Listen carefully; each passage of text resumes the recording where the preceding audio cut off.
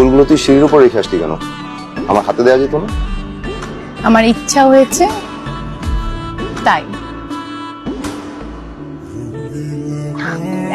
ছাড়বো। আমার দাদা আমার নাম রাখছে হানিফ পালোয়ান। আশপাশের মানুষজন কি বলে জানো? এই পালোয়ান বাড়ির ছেলেদের পুরোটাই কলিজা। এই পুরো কলিজাটাই তোমার জন্য ঠিক করে। খুব কলিজা না? কেমন কলিজা আর কলিজার নমুনা আমার খুব ভালো করে জানা আছে। 2 বছর ধরে বাবাকে বলার চেষ্টা করছে উনি আমাকে ভালোবাসে। কই লাস্ট ছুটিতে আসার পর চেষ্টা করলাম, কিন্তু তোমার বাবার খাক্কানি শুনে পালাইছে। ভয় একদম পালাইছে। শুধু ভয় যে পাইছে তা কিন্তু না, তাতে জ্বর চলে আসছে। সেই জ্বর নামানোর জন্য আমি আর ফুপু মিলে সারা রাত ভরে জলপট্টি দিলাম।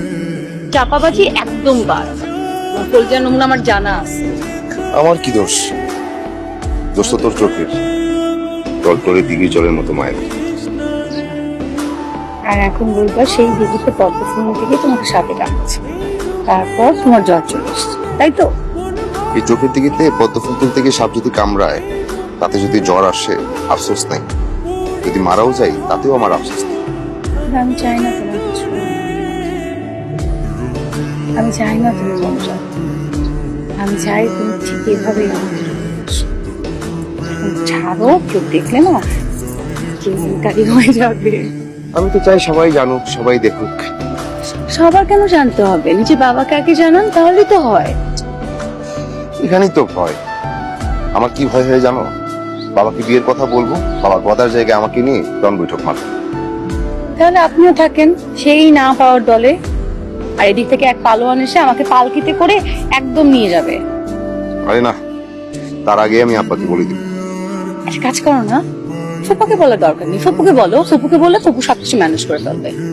এটা একটা ভালো আইডিয়া, বুদ্ধিটা ভালো। কিন্তু এবার একটু আপনি স্থির হয়ে দাঁড়ান, একটু আপনাকে চোখ ভরে দেখি।